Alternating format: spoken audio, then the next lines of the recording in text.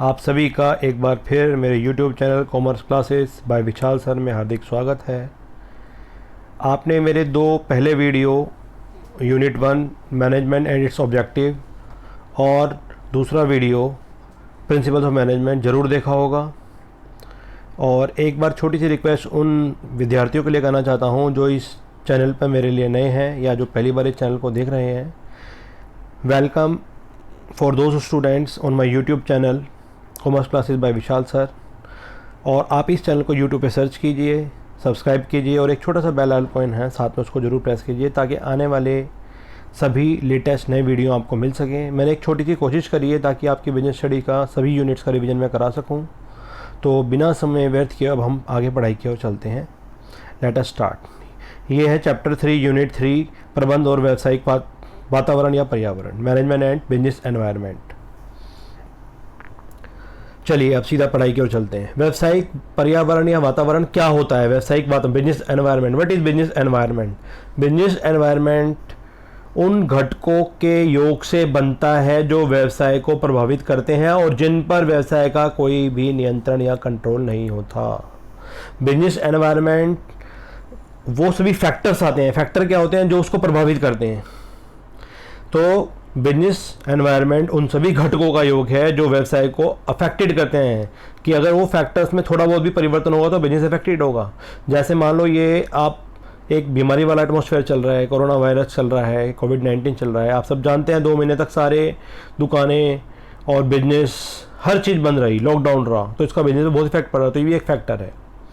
और जिनका व्यवसाय पर कोई भी कंट्रोल नहीं होता, कोई भी बिजनेसमैन इसमें कुछ नहीं कर पाया, कोई भी फैक्ट्री, कोई भी दुकान, कोई भी स्कूल, ऑफिस वगैरह कोई कुछ नहीं कर पाया। जब ये बंद था डिसीजन तो ये करना पड़ा। तो व्यावसायिक वातावरण इन खतरों व अवसरों को पहचानने के लिए प्रबंधकों की मदद करता है। अगर कोई भी बिजनेसमैन अपने बिजनेस को बहुत आगे पहुंचाना चाहता है तो उसके लिए सबसे ज़्यादा इंपॉर्टेंट है वो बिजनेस एनवायरनमेंट की अच्छे से स्टडी करे ताकि आने वाले जितने भी झटके हैं, जितने भी रिस्क हैं, जितनी भी चुनौतियों का सामना कर सके। अब हम पढ़ते हैं इनके घटक या तत्व, फैक्टर्स, एलिमेंट्स। एक होता है इंटरनल, एक होता है एक्सटर्नल, आंतरिक और बाह्य। आंतरिक में क्या कहता है? जो बिजनेस के अंदर के ही लोग होते हैं, बिजनेस के अंदर के ही घटक होते हैं। जैसे पहला है ग्राहक, कस्टमर बिजनेस के अंदर का ही होता है। इसे विशिष्ट वातावरण भी हम कह सकते हैं। और कस्टमर तो आजकल आप जानते हैं कि हर कोई बिजनेस अगर मार्केट में रहना चाहता है तो कस्टमर को बिना खुश किए नहीं रह सकता। कस्टमर को खुश रखना बहुत ज़रूरी है। कोई भी वस्तु, कोई भी उत्पाद अगर मार्केट में आ जाता है तो वो सब सिर्फ कस्टमर अगर पसंद करता है तो ही आता है, अदरवाइज़ नहीं आता। आजकल सारी कंपनियां R&D, रिसर्च एंड डेवलपमेंट करके ही मार्केट में आती हैं। दूसरा है इन्वेस्टर्स होते हैं जो आपके बिजनेस में पैसा लगाते हैं। शेयर होल्डर्स, सप्लायर्स होते हैं आपूर्तिकर्ता, क्योंकि कोई भी बिजनेस कैश में सारी चीज़ें नहीं खरीद सकता। वो बहुत सारी चीज़ें उधारी भी खरीदी जाती हैं, कुछ से उधार लिया जाता है, कुछ को उधार बेचा भी जाता है। तो ये आपूर्तिकर्ता भी बिजनेस के जो वातावरण के घटक हैं, इनका भी बहुत फ़र्क पड़ता है। ये भी समय समय पर अपनी सभी वस्तुएं दे देने चाहिए, तभी हम अपने माल को आगे पूरा बना सकते हैं, अपनी जो वस्तुएं उनको बना सकते हैं। लेनदार, डेटर्स, जिनको उधार माल बेच रहे हैं वो भी हमारे बिजनेस से रिलेटेड हैं। हमारे एम्प्लॉयज़, श्रमिक, जितने भी हमारी लेबर हैं, क्योंकि एक बिजनेसमैन अपने आप अकेले सब कुछ नहीं कर सकता। जो उसकी पूरी टीम है, जो उसके लेबर्स हैं, वही प्रोडक्शन करेगी और वही सारा काम करती है। और रियल में काम ग्राउंड लेवल पे यही करते हैं। नाम तो बिजनेस का होता है लेकिन मेन इन्हीं का रोल होता है। कॉम्पिटिटर्स, आपके प्रतियोगी, क्योंकि हमें अगर मार्केट में रहना है, अपनी वस्तुएँ बेचनी हैं और कॉम्पिटिशन, तो हमें अपने कॉम्पिटिटर्स को ज़रूर साथ में देखना पड़ता है। बिना कॉम्पिटिटर्स को देखे हम नहीं कर सकते। तो ये बिजनेस के सारे इंटरनल फैक्टर्स हैं, इनका बिजनेस पे बहुत प्रभाव पड़ता है। ये सब बिजनेस को प्रभावित करते हैं। दूसरा हम पढ़ेंगे बाह्य वातावरण या साधारण वातावरण, जो सबके लिए कॉमन होते हैं। जैसे आर्थिक घटक, सामाजिक घटक, राजनीतिक घटक, तकनीकी घटक, कानूनी घटक, economical, social, political, technical, legal. तो ये 5 फैक्टर्स हम अभी थोड़ा डिटेल में पढ़ेंगे, इस नेक्स्ट स्लाइड में है, तो हम इसमें डिस्कस करेंगे। अब हम पढ़ रहे हैं व्यावसायिक वातावरण की विशेषताएं, फीचर्स ऑफ बिजनेस एनवायरनमेंट, ये वाला टॉपिक। बाह्य शक्तियों की समग्रता, जो बिजनेस एनवायरनमेंट है, व्यावसायिक वातावरण है या पर्यावरण है, हम कह सकते हैं कि बाह्य शक्तियों की समग्रता, इसमें जितने भी फैक्टर्स जो अफेक्ट करते हैं वो सारे बाहरी होते हैं, पर बिजनेस पे कोई भी कंट्रोल नहीं होता। ये हम पढ़ ही रहे हैं सारे की, जैसा मान लो लॉकडाउन चल रहा है तो उसमें कोई बिजनेसमैन कुछ नहीं कर पाया, कोई कंट्रोल नहीं था किसी का इस पर। विशिष्ट एंड साधारण शक्तियाँ, व्यावसायिक वातावरण में विशिष्ट और साधारण दोनों प्रकार की शक्तियाँ होती हैं, स्पेशल भी होती हैं।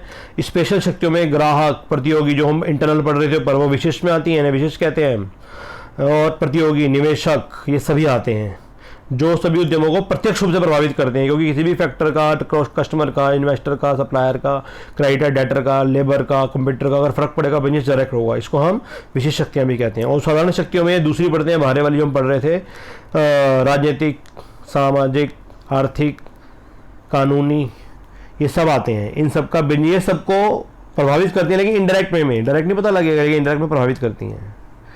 तीसरा है आंतरिक संबंध, इंटरनल रिलेशन। व्यावसायिक वातावरण के विभिन्न तत्व भाग एक दूसरे से घनिष्ठ रूप से जुड़े होते हैं, आंतरिक संबंध उनमें होता है। सारे के सारे फैक्टर जुड़े हुए हैं, आर्थिक, सामाजिक, राजनीतिक। अब मान लो ये एक पैंडेमिक है, महामारी है और कोई सोल्यूशन नहीं है, इसको पैंडेमिक, एपिडेमिक बोलते हैं, तो इसका बिजनेस पे सीधा सीधा हमारे आर्थिक अर्थव्यवस्था पर प्रभाव पड़ा। तो सारे फैक्टर आपस में जुड़े हुए हैं, राजनीतिक भी हो गया, ये आर्थिक भी हो गया, समाज पे इफेक्ट कर रहा है, सामाजिक भी हो गया, और काम हम नहीं कर पाए, तकनीकी भी हो गया। तो ये सारे फैक्टर आपस में जुड़े हुए हैं, खाली एक का फर्क नहीं पड़ता। अब जैसे यहाँ एग्जाम्पल दे रहा है कि स्वास्थ्य के प्रति जागरूकता बढ़ाने से स्वास्थ्यवर्धक भोजन उत्पादों के जैसे वसा, खाद्य पदार्थ आदि सबका डिमांड बढ़ जाती है। कहने का मतलब ये है कि जो लोग जैसे आजकल इम्यूनिटी बढ़ाने वाले आइटम्स ले रहे हैं, तो जितने भी ये नेचुरल चीज़ें, आयुर्वेदिक चीज़ें, इन सबकी डिमांड एकदम गिलोय, घनवटी और फ्रूट्स, बादाम, काजू, इन सब की डिमांड एकदम बहुत ज़्यादा बढ़ गई है। तो ये सब फैक्टर आपस में जुड़े हुए होते हैं। चौथा है गतिशील, डायनामिक। ये वाली विशेषता तो आप पूरी मैनेजमेंट की बुक में कहीं भी लिख सकते हैं कि व्यवसाय गतिशील होता है। आप जानते हैं बिजनेस इज द डायनामिक, रोज चेंज आते हैं, रोज चैलेंजेस आते हैं। अब मान लो कि 2 महीने जिसका बिजनेस 2 महीने पहले बहुत बढ़िया चल रहा था, 2-2.5 महीने लॉकडाउन होने के बाद एकदम उसे नए सिरे से बिजनेस स्टार्ट करना पड़ रहा है, ग्राहक बाहर नहीं निकल रहे हैं, कम समय के लिए दुकानें खुल रही हैं, तो वो डायनामिक वातावरण हो गया है।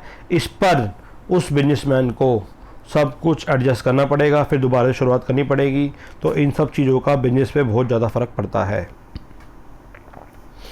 अगली उस पे आते हैं हम, अनसर्टेनिटी। व्यावसायिक पर्यावरण अनिश्चित होता है। अनिश्चित का मतलब होता है फिक्स नहीं होता, हमें नहीं पता कब क्या घट जाए। हमें थोड़ी पता था कि ये पैंडेमिक कब होगी, किसी बिजनेसमैन को नहीं, किसी भी देश को नहीं पता था, किसी भी सरकार को नहीं पता था। तो ये अनिश्चित होता है, अनसर्टेन होता है, और इसका पहले से अनुमान लगाना संभव नहीं है। फिर है जटिलता, 6 पहले। जटिलता होता है व्यावसायिक वातावरण एक जटिल तथ्य है, मतलब आसान नहीं है, कॉम्प्लेक्स है, मुश्किल है, जिसको अलग अलग हिस्सों में समझना सरल है, परंतु टोटल रूप में कहें तो बहुत मुश्किल है, इतना आसान नहीं समझना। और 7 है तुलनात्मकता, कंपेरेटिविटी।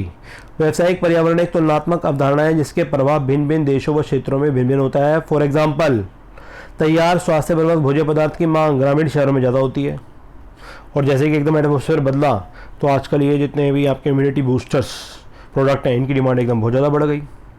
अब हम जो टॉपिक पढ़ रहे हैं ये है व्यावसायिक जो पर्यावरण है या वातावरण है, उसके लाभ, मतलब उसकी आवश्यकता।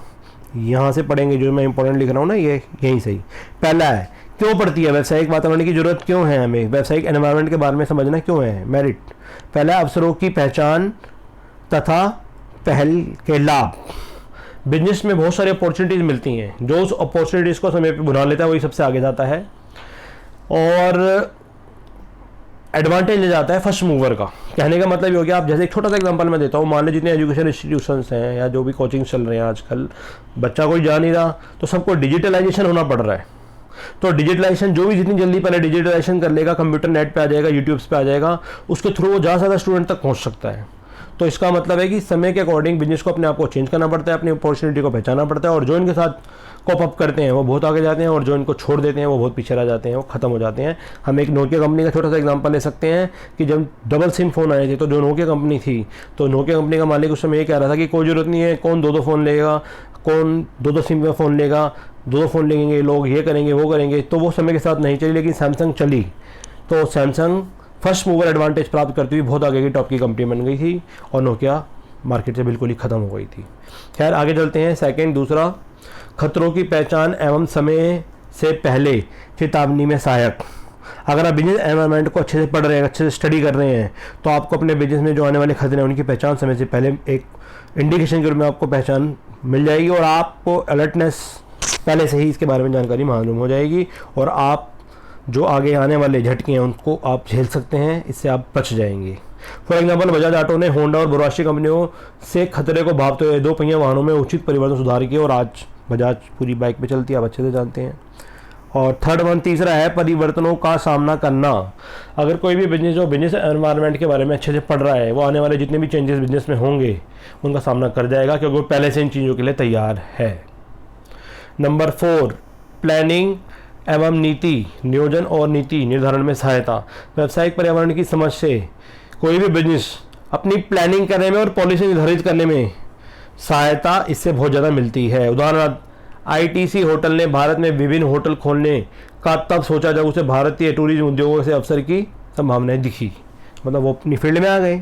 एक छोटे से एग्जाम्पल ले सकते हैं कि जैसे जो जियो वाले हैं हमारे अंबानी जी, वो जियो सिम में आए 4-5 साल पहले फ्री में बांटी, फिर आधार कार्ड शुरू दी, और आज आप जानती हैं जियो कहाँ पर है। तो ये इससे प्लानिंग करने में बहुत ज़्यादा हेल्प मिलती है। निष्पादन में सुधार, परफॉर्मेंस में इम्प्रूवमेंट मिलती है। कोई भी बिजनेस जो व्यावसायिक वातावरण को अच्छे से अध्ययन कर लेता है तो अपने बिजनेस की परफॉर्मेंस सुधार सकता है और अपने बिजनेस को लॉन्ग रन में बहुत आगे तक ले जा सकता है। अब ये जो हम टॉपिक पढ़ रहे हैं ना, व्यावसायिक वातावरण के आयाम, डायमेंशन ऑफ बिजनेस एनवायरनमेंट, जो अभी 5 मैं आपको बता रहा था, ये बहुत इंपॉर्टेंट है। इसमें सबसे पहले पढ़ते हैं हम आर्थिक पर्यावरण या आर्थिक वातावरण। आर्थिक पर्यावरण या वातावरण का व्यवसाय पर प्रत्यक्ष आर्थिक प्रभाव होता है। ब्याज की दर, मौद्रिक नीति, मूल्य वृद्धि, लोगों की आय परिवर्तन आदि कुछ आर्थिक तत्व हैं जो व्यवसाय उद्यमों को प्रभावित कर सकते हैं। मतलब इकोनॉमिक पर्यावरण का, इकोनॉमिक बिजनेस जो एटमॉस्फेयर है उसका बिजनेस से बहुत ज़्यादा और डायरेक्ट प्रभाव पड़ता है। ये बता रहा है इसमें कि इसके आयाम है कि हमारे देश में अगर बैंक पॉलिसी चेंज करते हैं, आरबीआई कुछ गाइडलाइंस जारी करता है, जैसा भी किसी 3 महीने तक किसी की भी हाउसिंग किस्त वगैरह ना ली जाए, प्रेशराइज ना किया जाए, 3 महीने बाद वो अपनी इच्छा से जब पैसों में दे सकता है, तो इसका बिजनेस पे भी प्रभाव पड़ रहा है। दूसरा, सामाजिक पर्यावरण या सामाजिक वातावरण। सामाजिक पर्यावरण में सामाजिक शक्तियाँ जैसे रीति रिवाज, मूल्य, सामाजिक बदलाव, जीवन शैली, सब चीज़ आती हैं और इसका बिजनेस पे बहुत ज़्यादा प्रभाव पड़ता है। और इंडिया जैसी कंट्री में जहाँ एक हमारा मिश्रित इकोनॉमी जहाँ चलती है, वहाँ बहुत सारे धर्म है, हिंदू धर्म, मुस्लिम धर्म, तो अलग अलग धर्म और त्योहार के हिसाब से सब चीज़ें चलती हैं और उस हिसाब से बिजनेस भी चलते हैं। तो ये सब बता रहा है वो। आज लोगों द्वारा अपने स्वास्थ्य पर अधिक ध्यान दिया जा रहा है, इसके कारण कुछ वस्तु जैसे डाइट है, पेय पदार्थ आदि की मांग बहुत ज़्यादा बढ़ गई है, आप सब अच्छे जानते हैं। तो सामाजिक पर्यावरण का बहुत ज़्यादा प्रभाव पड़ता है। तीसरा है प्रौद्योगिकी या तकनीकी पर्यावरण। तकनीक मतलब टेक्नोलॉजी, जैसे जैसे बिजनेस में टेक्निक में चेंज होते हैं तो बिजनेस को उसके अकॉर्डिंग अपना कॉप अप और एडजस्टमेंट करना पड़ता है, एनहांस और अपग्रेडेशन करना पड़ता है। अगर कोई बिजनेस ऐसा नहीं करता है तो वो मार्केट में नहीं टिक पाएगा। और इसलिए हर बिजनेस को टेक्निकी जो एटमॉस्फेयर उसका बहुत ज़्यादा प्रभाव पड़ता है। अब जैसे मान लो कि आज से 10 साल पहले जो फ़ोन आते थे और जो अब फ़ोन है स्मार्टफोन, धरती आसमान का फ़र्क है। सब काम आप इससे कर सकते हो, मैं आप तक पहुंच पा रहा हूं, वो भी स्मार्टफोन के थ्रू ही पहुंच पा रहा हूं। तो आप इसको अच्छे से समझ सकते हैं। चौथा है राजनीतिक पर्यावरण या राजनीतिक वातावरण। राजनीतिक स्थितियों का, इस घटकों का भी बिजनेस में बहुत ज़्यादा प्रभाव पड़ता है। जैसा गवर्नमेंट चाहती है वैसे ही रूल्स और रेगुलेशन बढ़ते हैं, वैसे ही नीतियाँ बनती हैं और वैसे ही काम करने पड़ते हैं। जैसे वो एग्जांपल मान रहा हूँ कि मान लो बेंगलोर और हैदराबाद में गवर्नमेंट ने हाँ करी, तभी वो सारे आईटी के हब बन चुके हैं, क्योंकि वहाँ पूरा तकनीकी वातावरण ऐसा बन चुका है। गवर्नमेंट ने भी थोड़ा अपनी हाँ दे दी उसमें, तो उससे वो पूरा वातावरण बन गया। तो राजनीतिक या उसका बहुत ज़्यादा बिजनेस पे फ़र्क पड़ता है। और पाँचवा है विधिक या कानूनी पर्यावरण।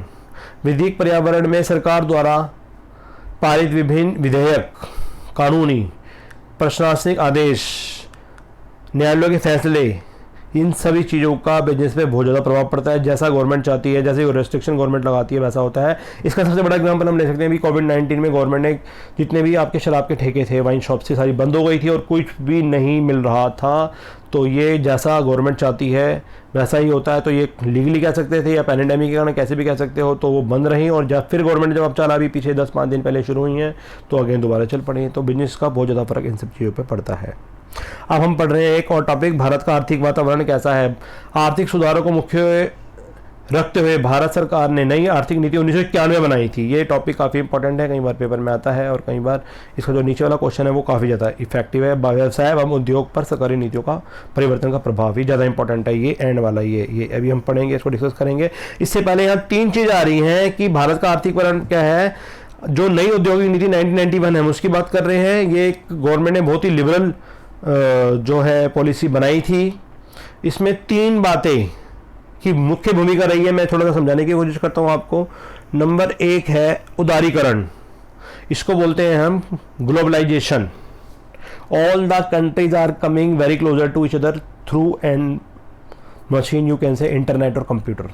जितने भी सारे देश हैं, जितने भी सारे कंट्रीज हैं, सारी सिमट कर आजकल एक कंप्यूटर, एक मोबाइल फ़ोन में आपके हाथ में आ चुकी है। आज यहाँ घर बैठे आप America, US, Canada, Japan, Australia, India के किसी भी पार्ट, पूरे वर्ल्ड के किसी भी पार्ट से कोई भी चीज़ कहीं भी मंगा सकते हैं। चाइना का मालूम भी कि आप अच्छे से जानते हैं। तो उदाहरण होता है ग्लोबलाइजेशन। जैसे जैसे दुनिया बढ़ती है, डेवलप करती है, इंटरनेट के थ्रू सारी कंट्रियों के रेस्ट्रिक्शन हट जाते हैं। एक का माल दूसरी जगह, दूसरे का माल तीसरी जगह, और आपस में सभी कंट्रियों के माल किसी भी अलग अलग देशों में हम खरीद सकते हैं, बेच सकते हैं। आयात निर्यात इसमें बहुत आसान हो जाता है। दूसरा है प्राइवेटाइजेशन। ये सेकंड टॉपिक है प्राइवेटाइजेशन। प्राइवेटाइजेशन क्या होता है? इसमें निजी क्षेत्र बहुत महत्वपूर्ण भूमिका निभाता है। जैसे आप एग्जांपल ले सकते हो कि धीरे धीरे हमारी गवर्नमेंट ने क्या करा, बहुत सारे सेक्टर्स को 51% प्राइवेट में शेयर बेचकर उनको प्राइवेटाइजेशन किया गया। देश टू बिजली जो था वो पूरा प्राइवेट हुआ, उसका जल बोर्ड लगभग प्राइवेट हुआ। ऐसे धीरे धीरे बहुत सारे डिपार्टमेंट, रेलवे में IRTC जब से आया तब से बहुत सारी चीज़ें प्राइवेट हुई। तो इसका हम प्राइवेटाइजेशन करके उस संसाधनों और उन चीज़ों को हम बेहतर बनाते हैं, क्योंकि 100% अगर गवर्नमेंट चीज़ रहेगी तो आपके सुधार नहीं हो सकते हैं। प्राइवेटाइजेशन कुछ लिमिट तक होना भी जरूरी है। और तीसरा है वैश्वीकरण, ग्लोबलाइजेशन। इसका अर्थ यह है कि विश्व की विभिन्न अर्थव्यवस्थाओं का एकजुट हो जाना, सब समटकर एक जैसे हो जाना। और जो पहला टॉपिक था ये था आपका लिबरलाइजेशन। लिबरलाइजेशन का होता है गवर्नमेंट क्या करती है, इसमें थोड़ा सा मुझे लगता है मैंने थर्ड वाला पहले बता दिया आपको। लिबरलाइजेशन में गवर्नमेंट छूट देती है कि आप खाली अपने स्टेट तक ही माल ना बेचें, दूसरे देश, दूसरी कंट्री, दूसरे स्टेटों, बाहर जगह भी खूब माल बेचें। और इसके लिए गवर्नमेंट क्या करती है, ढील देती है। ढील देने का मतलब होता है कुछ पॉलिसियाँ कम कर देती हैं, टैक्स वैक्स कम लगाती है और खूब रिबेट देती हैं उन छोटे छोटे बिजनेस को जो कि बड़े बड़े लेवल पे माल बनाएं और आयात निर्यात ज़बरदस्त कर सकें। इसको कहते हैं हम उदारीकरण। दूसरा प्राइवेटाइजेशन और तीसरा ग्लोबलाइजेशन, जो मैं बता रहा था वैश्वीकरण, ग्लोबलाइजेशन है, थर्ड है, सॉरी, वो जो फर्स्ट था वो मैंने थर्ड की जगह बता दिया था आपको। तो ग्लोबलाइजेशन का मतलब all the countries are coming very closer to each other. तो ये थर्ड वन था। आगे हम चलते हैं, व्यवसाय एवं उद्योग पर सरकारी नीतियों में परिवर्तन का प्रभाव। मतलब हमारे देश में जितनी भी गवर्नमेंट की पॉलिसी हैं, ये 1991 भी आर्थिक नीति बनी थी, नई इकोनॉमिक पॉलिसी, तो हमारे देश में इन सब का क्या प्रभाव पड़ा। ये जो नई पॉलिसी 1991 अप्लाई हुई थी, इसका हमारे देश इंडिया पे क्या प्रभाव पड़ा। ये क्वेश्चन काफ़ी बार आता है, बहुत इंपॉर्टेंट है, इसको अच्छे से पढ़ लेना। पहला है प्रतियोगिता में वृद्धि। एक तो कंपटीशन हो गया इससे, जो नई पॉलिसी 1991 नई इकोनॉमिक पॉलिसी गवर्नमेंट ने बनाई, उसका हमारे देश की और उद्योगों पर, व्यवसाय पर यह प्रभाव पड़ा। प्रतियोगिता में वृद्धि, कंपटीशन बढ़ गया एक तो बहुत ज़्यादा। जैसे ही गवर्नमेंट ने लाइसेंस में छूट दी है, बहुत सारे बिजनेस को करने लगे हैं। इंडियन मार्केट में विदेशी कंपनियां बाहर आ गई हैं। क्या आजकल आप एक वर्ड सुन रहे होंगे, FDI, फॉरेन डायरेक्ट इन्वेस्टमेंट। इसका मतलब है कि गवर्नमेंट डायरेक्ट फॉरेन कंट्रीज को कह रहे हैं सीधा आओ, हमारी कंपनी के शेयर खरीदो, यहाँ पर अपनी ब्रांचेस खोलो। वॉलमार्ट, अलीबाबा, चाइनीज़ कंपनी जो माल में गए, सब इनके बहुत बड़े एग्जाम्पल हैं। तो यह है प्रतियोगिता में वृद्धि, से कॉम्पिटिशन बढ़ गया। जो हमारे इंडियंस बिजनेसमैन जितने भी हैं उन सबको ज़बरदस्त कॉम्पिटिशन का सामना करना पड़ेगा। दूसरा है अधिक मांग करने वाले ग्राहक। आजकल जो ग्राहक हैं, कस्टमर हैं, बहुत मोर डिमांडिंग हो गए हैं, बहुत ज़्यादा वो डिमांड करते हैं, वैरायटी बहुत ज़्यादा होनी चाहिए वो, ठीक है। और कोई भी कस्टमर आज मार्केट में कोई भी चीज़ खरीदना आता है तो पहले नेट पे पूरी रिसर्च मार के लाता है, उसको हर चीज़ के बारे में पता होता है। इतना दुकानदार का सेल्समैन नहीं बता पाता जितना वो कस्टमर खुद जानता है नेट पे ढूंढ के। तो पूरी नॉलेज आ गई है, तो ज़्यादा डिमांड करते हैं कि हमें ये चाहिए, हमें ये चाहिए। तो वो क्रेता अभिमुखी मार्केट बन गए हैं बाजार जो है। ग्राहक को आज गुणवत्ता वाली वस्तुएं से उपलब्ध कराई जाती हैं, उन्हें आप लल्लू जहाँ समय तक नहीं बना सकते। ये भी इससे फ़र्क पड़ा है नई पॉलिसी से। नंबर थर्ड, औद्योगिकी तकनीकी पर्यावरण में तेजी से परिवर्तन। नई पॉलिसी आ जाने से हमारी जो टेक्नोलॉजी है वो बहुत बढ़िया, बहुत अपग्रेड हो गई है। जैसे MI फ़ोन मार्केट में, इनको देख के हम इंडियन कंपनीज जो फ़ोन बना रही हैं उन्होंने भी अपग्रेडेशन करना जरूरी समझा। सैमसंग पहले जो 3 गुना रेट ले रहा था, 50-50 हज़ार फ़ोन के बेच रहा था, वो इस MI कंपनी के कारण उसको भी 15-15, 16-16 हज़ार पर 6 GB 4 GB रैम वाले फ़ोन बेचने पड़ गए। तो ये टेक्नोलॉजी से बहुत ज़्यादा चेंज आता है। परिवर्तन की आवश्यकता। नंबर 4, नई आर्थिक नीति के बाद बाजार की शक्तियां मांग और पूर्ति के आधार पर तेजी से बदल रही हैं। व्यावसायिक वातावरण के विभिन्न घटक में तेजी से परिवर्तन हो रहा है, इससे चेंज आ रहा है हमारे बिजनेस में, और चेंज आना भी चाहिए। समय के साथ साथ चेंज भी बहुत ज़रूरी होता है। नंबर 5, मानव संसाधनों के विकास की आवश्यकता। एक नया वर्ड आ रहा है यहाँ, HRM। क्या आ रहा है? HRM, इसको कहते हैं ह्यूमन रिसोर्स मैनेजमेंट। पहले क्या करते थे, जैसे मान लो कि कंपनी है, वो किसी को अपॉइंट कर रही है, वो कंपनी खुद ही एडवर्टीजमेंट निकाल रही है, वो खुद ही अपने एम्प्लॉय बुला रही है, वो इंटरव्यू ले रही है, वो सब कुछ काम कर रही है। तो आजकल एक नया वर्ड आ गया है, human resource management, HR department. आपने नाम भी सुना होगा, मैंने MBA इन HR, ह्यूमन रिसोर्स में। तो ये डिपार्टमेंट का काम यही होता है कि ये सारे पर्सनल जितने भी एम्प्लॉयज़ हैं उनको रिक्रूट करना, उनका एडवर्टीजमेंट देना, उनका इंटरव्यू लेना, और पूरा एक अच्छा पढ़ा लिखा एम्प्लॉय कंपनी को दे दिया जाता है। और कंपनी इनको HR डिपार्टमेंट को अलग से पैसे दे देती हैं। वो कंपनी अपने मेन प्रोडक्शन में, जो भी इनका मेन काम है, जूते बनाना, फैक्ट्री बनाना और फर्नीचर बनाना, बुक्स बनाना, वो उनमें लगी रहती हैं। तो ये HRM जो डिपार्टमेंट है, इसकी डिमांड बहुत ज़्यादा बढ़ गई है नई नीति आ जाने से। अब ये डिपार्टमेंट अलग बन गया है, इसमें MBA अलग हो रही है, पढ़ाई अलग हो रही है, और सब कुछ अलग हो चुका है।